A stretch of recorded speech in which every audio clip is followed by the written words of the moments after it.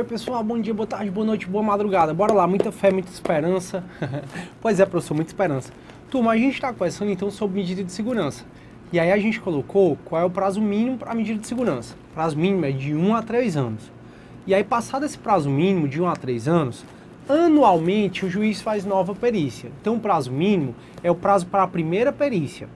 A cada vez que faz a perícia, essa perícia vai para o juiz e o juiz das execuções decide se o cara tá bom ou se o cara ainda apresenta sinais de periculosidade.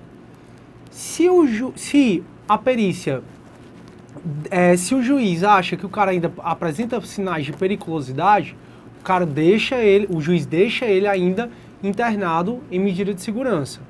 Agora, se o juiz acha, depois que foi feita a perícia, que ele ficou bom, o juiz libera. Acabou, ele foi curado, não precisa mais cumprir medida de segurança. Nem internação, nem tratamento ambulatorial. Professor, pode o juiz tirar da internação e colocar em tratamento ambulatorial? Pode. E isso é progressão de regime? Turma, isso não é progressão de regime, porque como você já sabe, a gente só fala em regime quando a gente está cumprindo pena privativa de liberdade. E o que a gente está trabalhando aqui não é pena, o que a gente está trabalhando é medida de segurança.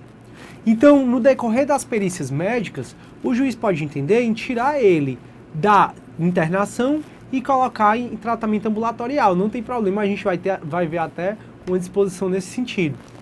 E aí, turma, então de ano em ano vai fazendo a perícia. Professor, e a perícia vincula ao juiz? Quando você vai aprender processo penal, lá tem um dispositivo expresso dizendo que o juiz não é vinculado pela perícia. Isso significa que mesmo a perícia dizendo que o cara tá bom, o juiz pode entender que o cara ainda não se curou e pode determinar que ele fique ainda em medida de segurança. Agora, mesmo a perícia dizendo que o cara não tá bom, o juiz pode entender que o cara tá bom, que cessou a periculosidade dele e soltar. Então a perícia, na realidade, é mais para o juiz ter uma base, ter em que se fundamentar. Mas o próprio juiz das execuções pode, por exemplo, chamar o indivíduo que está submetido à medida de segurança e o juiz mesmo apreciar se ele está bom ou se ele não está bom, se ele melhorou ou se ele não melhorou. E aí a gente estava falando, pode esse prazo de 1 ano ser menor? Pode. Se houver requerimento, ou mesmo o juiz de ofício, não tem problema esse prazo ser menor. Olha o que aqui diz o parágrafo 2º desse mesmo artigo 97. A perícia médica realizar-se-á ao termo do prazo mínimo fixado. Professor, o que é ao termo? Ao termo significa ao final do prazo mínimo fixado. Então, a perícia médica realizar-se-á ao final do período mínimo fixado e deverá ser repetida de ano em ano ou a qualquer tempo, se assim o determinar o juiz das execuções. Então, pode ser de ano em ano ou a qualquer tempo, se assim determinar o juiz das execuções. Beleza. A outra coisa que a gente tinha para conversar, e são mais duas coisas, é saber se o indivíduo pode contratar médico particular. Porque assim, quem vai fazer essas perícias é para ser o perito oficial. E o perito oficial é o perito concursado. Só que será que o indivíduo pode contratar médico para ser o perito, então não seria perito oficial? Diz o artigo 43 da LEP, da Lei de Execução Penal, que é a Lei 7.210 de 84, o seguinte: é garantida a liberdade de contratar médico de confiança pessoal do internado ou do submetido a tratamento ambulatorial por seus familiares ou dependentes, a fim de orientar e acompanhar o tratamento. Então não tem problema contratar médico de confiança pessoal daquele próprio internado ou do próprio submetido a tratamento ambulatorial. E o parágrafo único vai falar que caso haja divergência entre o médico oficial e o particular, serão resolvidos pelo juiz das execuções.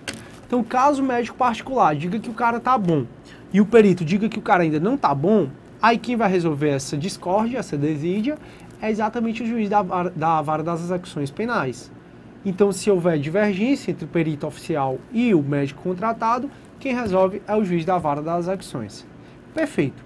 E a próxima coisa que a gente tem para conversar sobre ainda esse parágrafo é exatamente a possibilidade de detração.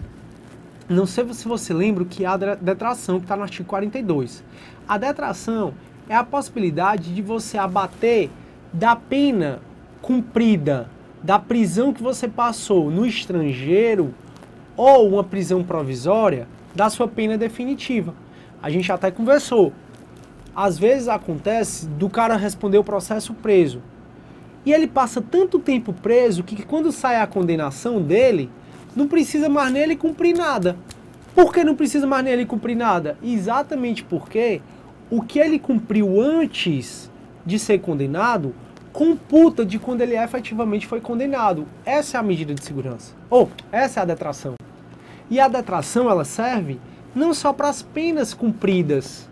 A detração, e aí é bom que você leia novamente o artigo 42, ela serve também para a medida de segurança.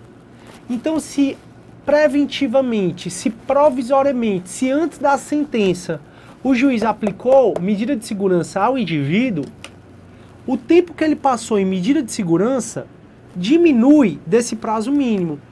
Então vamos supor que eu estou respondendo o processo e o juiz me impôs preventivamente medida de segurança. E aí eu passei 1 ano e meio cumprindo medida de segurança e saiu minha sentença. A sentença determinou que eu ia ficar 3 anos no mínimo em medida de segurança. Opa, eu vou ficar 3 anos em medida de segurança, mas eu já fiquei 1 ano e meio. Então, esse 1 ano e meio desconta do prazo mínimo que o juiz colocou. Então, é sim possível a detração, de acordo com o artigo 42 do Código Penal, em medida de segurança. Não tem nenhum problema. E aí, continuando a nossa caminhada. A nossa caminhada fala exatamente da possibilidade de desinternação e submissão de tratamento ambulatorial ou de liberação condicional.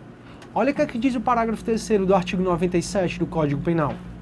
A desinternação ou a liberação será sempre condicional, devendo ser restabelecida a situação anterior se o agente, antes do decurso de 1 ano, pratica fato indicativo da persistência de sua periculosidade.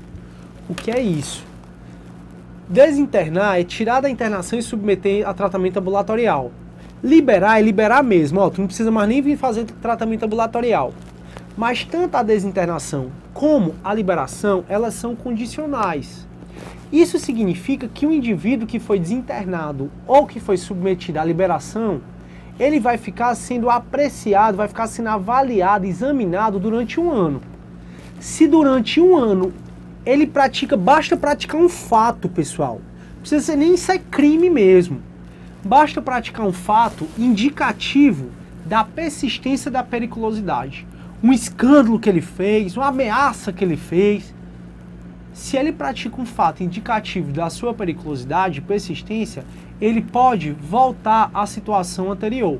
Ele pode ser novamente submetido a tratamento ambulatorial ou, dependendo do caso, vai para a internação. Isso tudo a depender da discricionariedade do juiz das execuções, que vai analisar a perícia, vai analisar o depoimento desse indivíduo para decidir. No parágrafo 4º ele vai falar: em qualquer fase do tratamento ambulatorial, poderá o juiz determinar a internação do agente, se essa providência for necessária para fins curativos. Então perceba que o juiz das execuções penais ele tem ampla liberdade, ele tem ampla discricionariedade. Só que não esqueça do artigo 93, inciso 11 da Constituição Federal. O artigo 93, inciso 11 da Constituição Federal, fala que toda e qualquer decisão judicial deve ser motivada, deve ser fundamentada, toda e qualquer decisão judicial.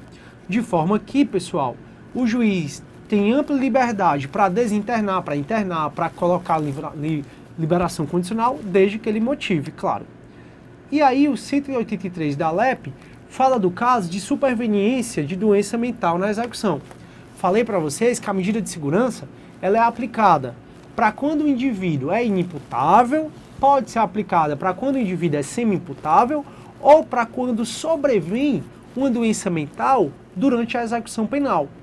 E aí o 183 da LEP, da Lei de Execução Penal, que é a Lei 7.210 de 84, fala assim: quando, no curso da execução da pena privativa de liberdade, sobrevier doença mental ou perturbação da saúde mental, o juiz, de ofício ou a requerimento do MP, da Defensoria ou autoridade administrativa.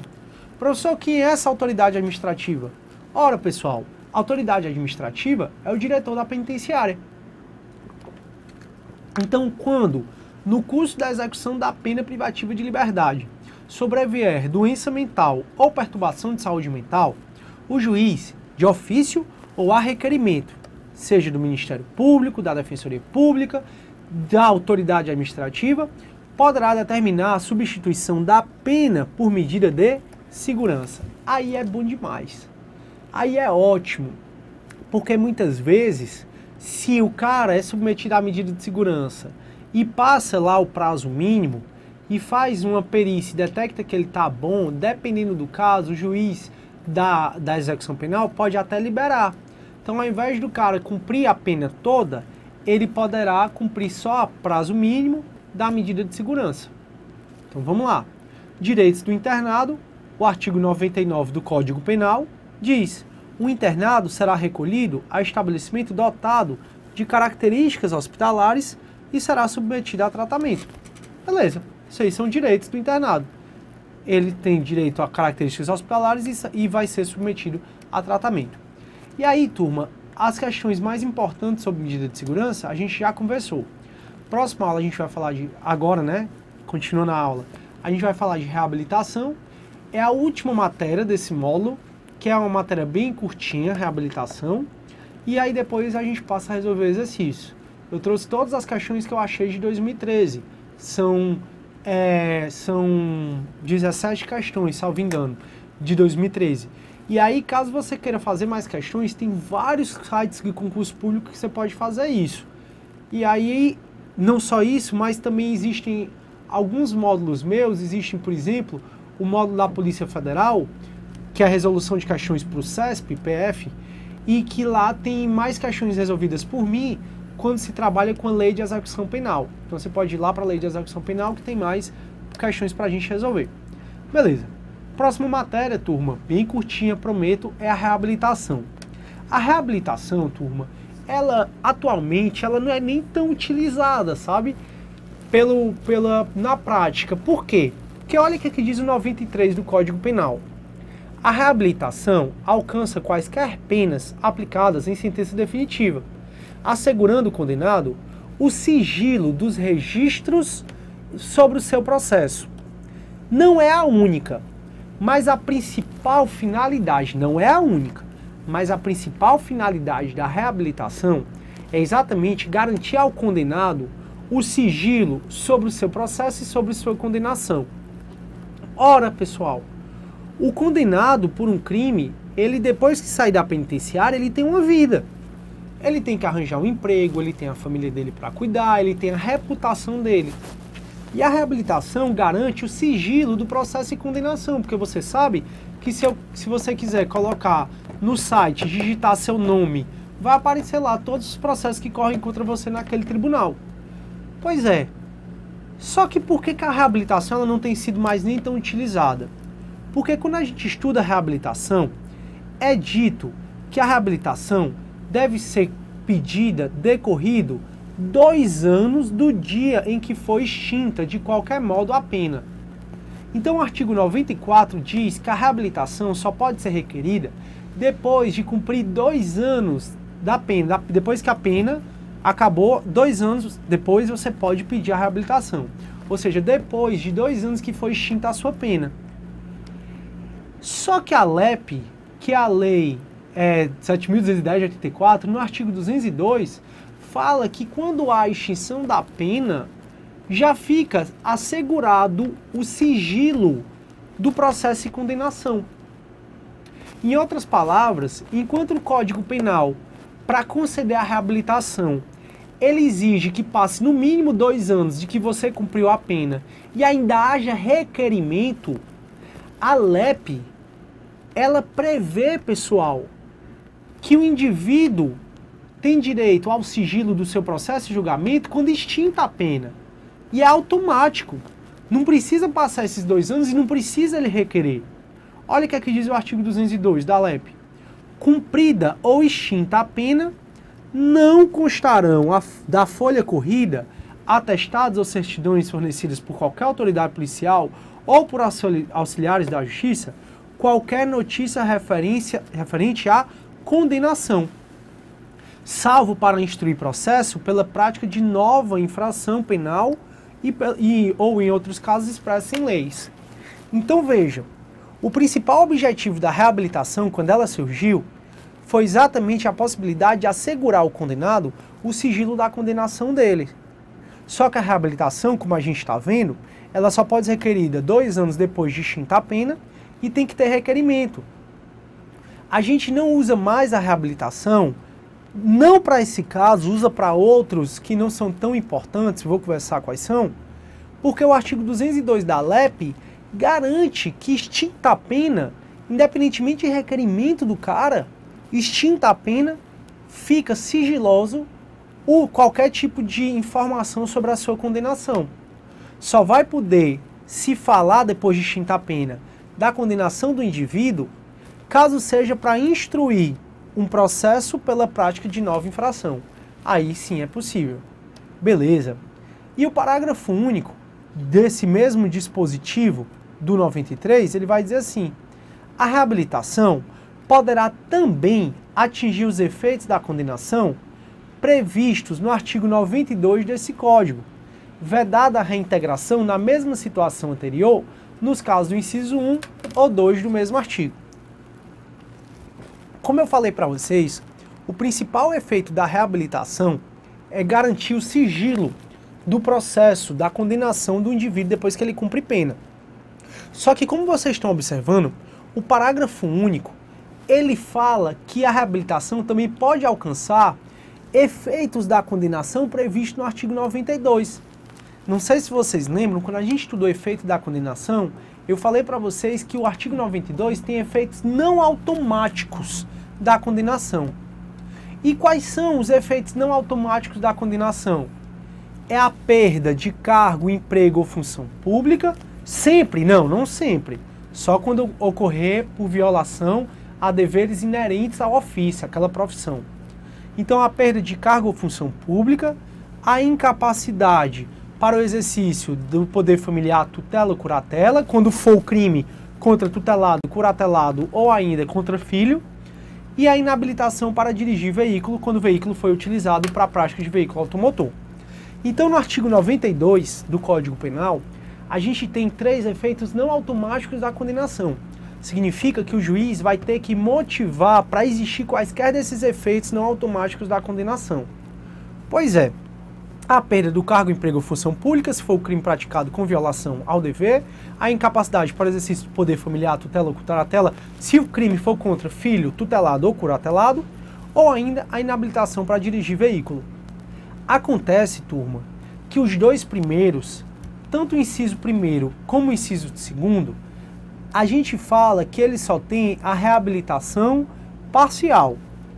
Por que que tanto o inciso 1º como o inciso 2º só tem a reabilitação parcial? Exatamente por conta da parte final desse parágrafo único. Olha o que a parte final do parágrafo único está dizendo. A reabilitação poderá também atingir os efeitos da condenação previsto no artigo 92 do Código, vedada a reintegração na mesma situação anterior nos casos do inciso 1 e 2 do mesmo artigo. Em outras palavras, no caso do inciso 1 do artigo 92, se eu perdi cargo, emprego ou função, para que eu possa ter novamente o cargo, emprego ou função, eu tenho que prestar novo concurso. Não pelo fato da reabilitação ocorrer, eu vou ser reintegrado ao cargo que eu exercia.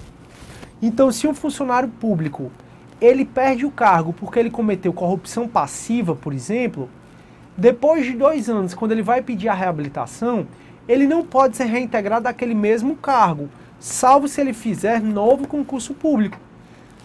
E aí tem que ter cuidado, porque alguns editais de concurso público, e aí vai para a seara do direito administrativo, beijo tia Lid, te amo, aí vai para a seara do direito administrativo, tem alguns concursos públicos que proíbem que o indivíduo assuma caso já haja uma condenação contra ele.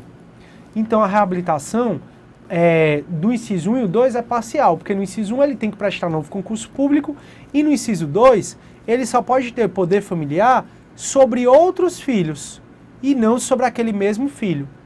E a tutela e a curatela só se for sobre outros indivíduos. Já a turma, no caso do inciso 3º, ele realmente volta a ter a carteira de motorista e não necessariamente ele precisa fazer novos exames do Detran. Ele vai precisar fazer no máximo, e aí vai depender, de novo, é uma discricionariedade do Detran, um curso de reciclagem para poder voltar a ter a carteira de motorista. Mas ele não precisa passar no novo teste para saber se sabe dirigir ou não. Portanto, a reabilitação no inciso 3º é a reabilitação total, mas a reabilitação no inciso 1 e 2 é a reabilitação parcial. Perfeito, bora continuar. Quais são os requisitos, então, para a reabilitação? Os requisitos estão no artigo 94 do Código Penal, e é dito o seguinte: a reabilitação poderá ser requerida decorrido 2 anos do dia em que foi extinta, de qualquer modo, a pena, ou terminar a sua execução, computando-se o período de prova, você já sabe o que é período de prova, do SUSI e do livramento condicional, se não sobrevier revogação, desde que o condenado. Então veja, o artigo 94 ele está falando para a gente do primeiro requisito para você requerer a reabilitação. E qual é o primeiro requisito? É ter decorrido no mínimo 2 anos do dia em que a pena foi extinta.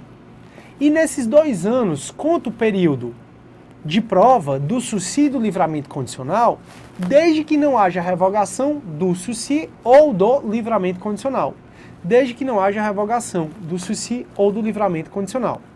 Professor, então basta passar 2 anos da extinção total da pena ou do livramento condicional ou da suspensão condicional da pena do SUSI? Exatamente, mas basta isso? Não, não basta isso. Além disso, tem 3 incisos com 3 requisitos. E olha o que aqui diz o inciso 1º. Tenha tido o indivíduo domicílio no país durante esses 2 anos. Então, para eu requerer a reabilitação, eu tenho que provar para o juiz que morei no país durante esses 2 anos. Acontece, turma, que a jurisprudência aceita que tenha havido viagens ao exterior. Então, se eu viajei para o exterior, fui para a Disney, fui para a África do Sul, se eu viajei para o exterior, isso não me exime de ter direito, não me exclui de ter direito a esse benefício da reabilitação. Então a jurisprudência ela diz, não, o cara tem que ter morado os 2 anos aqui no país, mas se ele fez viagens para o exterior, não tem problema. 2. Ter andado durante esse tempo demonstração efetiva e constante de bom comportamento público e privado. Ou seja, ele não tenha sido envolvido com escândalos, ele não tenha sido investigado, processado por algum crime. Ele tenha dado durante esse tempo demonstração efetiva e constante de bom comportamento. É novamente o Código Penal, turma, tentando te ressocializar, tentando ressocializar o indivíduo. E 3, tenha ressarcido o dano causado pelo crime ou demonstrada a absoluta impossibilidade de o fazer até o dia do pedido, ou exiba documento que comprove a renúncia da vítima ou novação da dívida. Isso significa o quê? Eu falei para vocês que o direito penal tenta ao máximo reparar o dano. Tem vários benefícios, como você tem percebido, como por exemplo o SUSI, o livramento condicional, ou mesmo agora a reabilitação, vários benefícios penais, eles colocam como condição a reparação do dano ou a impossibilidade de fazê-lo. No caso da reabilitação, ela ainda vai além. Além de colocar como requisito para a reabilitação ressarcir o dano ou a impossibilidade de fazer, coloca que também pode o indivíduo, para requerer a habilitação, ele demonstrar a renúncia, um documento que comprova a renúncia do interessado em relação à reabilitação. A renúncia ou a novação da dívida. Professor, o que é novação da dívida? Novação da dívida é um instituto do direito das obrigações que você estuda em direito civil. E ele significa fazer uma nova dívida. Ou seja, se eu estou te devendo, a gente pode rasgar o contrato que eu estou te devendo e fazer uma nova dívida, fazer um novo contrato para substituir aquela dívida anterior. Então, nesses casos, eu posso sim requerer a reabilitação. Comprove os 2 anos, tenha domicílio no país, demonstre bom comportamento público e privado e ainda ressarcie o dano ou prove a impossibilidade de fazer. O parágrafo único vai falar o seguinte: negada a reabilitação, poderá ser requerida a qualquer tempo, desde que o pedido seja instruído com novos elementos comprobatórios dos requisitos necessários. Então, se foi negado para mim a reabilitação, é lógico que o juiz negou motivadamente. O juiz negou porque estava faltando o documento de reparação do dano, por exemplo. Aí eu posso novamente requerer a reabilitação, desde que eu instrua com novos elementos comprobatórios dos requisitos. Porque senão eu ia ficar pedindo ao juiz, até o juiz cansar e um dia me dar. Não dá para vencer o juiz pelo cansaço, nesse caso. Exatamente porque a lei exige que seja fundada em novos elementos comprobatórios. Turma, na próxima aula, então, a gente vai conversar um pouco sobre revogação da reabilitação, competência e vai resolver questões sobre todos os assuntos. Tchau, galera. Tudo de bom e fiquem com Deus.